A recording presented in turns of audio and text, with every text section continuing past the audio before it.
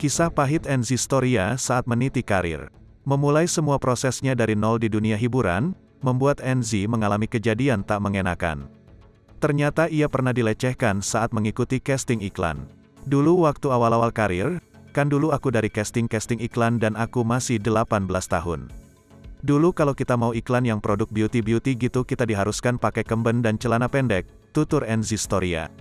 Rupanya saat itu ia tak dimasukkan casting, tetapi ia tetap disuruh memperagakan mengoles-oles tangan hingga lama di dalam ruangan tersebut. Tapi kan aku badannya nggak pernah kurus banget ya, berisilah. Jadi pernah gue di casting untuk salah satu produk beauty iklan gitu. Ternyata gue nggak dimasukin casting. Jadi gue lama banget di dalam ruangan itu disuruh memperagakan, oles-oles tangan, bebernya. Setelah beberapa tahun berlalu, Enzi mencoba mengikhlaskan kejadian tersebut dan menjadikannya sebagai pelajaran hidup yang berharga.